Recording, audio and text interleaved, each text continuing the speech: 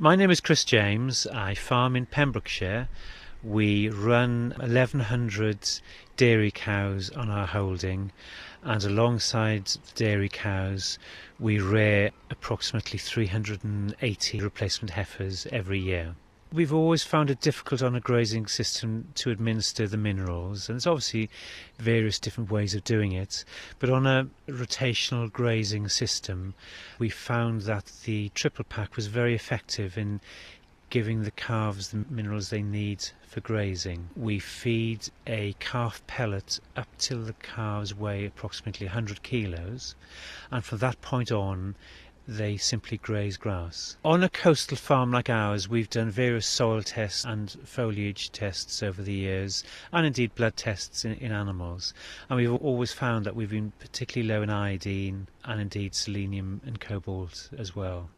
And we always felt that without any supplementation the cattle had a brownish tinge to their coats, and we never achieved the growth rates that we require for 2-year-old calving, which is about 0.8 of a kilogram a day. We've been on the Animax system for some years now.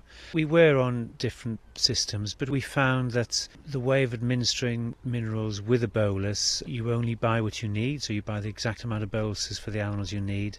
Yes, it is a job to apply, but it's a one-off job, and you know that once you've put the bolus down the animal's throat that it's there and it's doing its job for the next 6 months. The head scoop and good handling in general on a holding of our size are very, very important.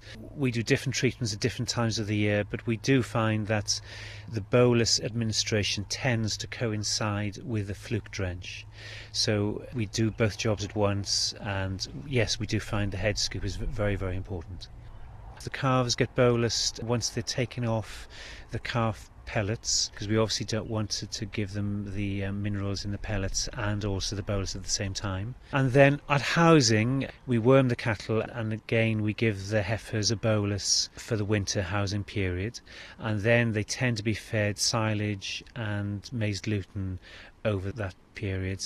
But again with us they're only housed for about 9 or 10 weeks. We tend to turn them out to grass, and then at the first worming of the second season we give them another bolus.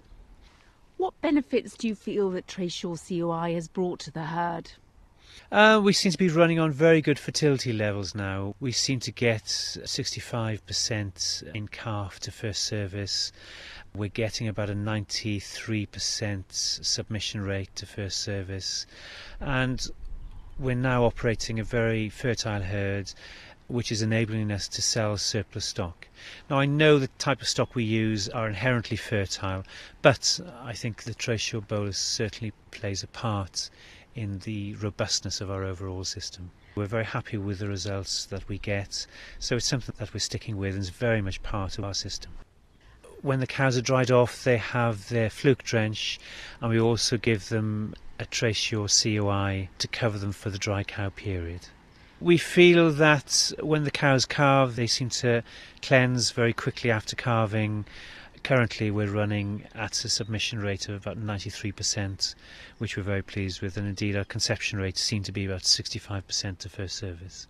Do you credit the bolus with helping you to achieve that? I think it's certainly one part of the jigsaw in achieving our goals of these high fertility rates. It's become a very important part of our protocol now.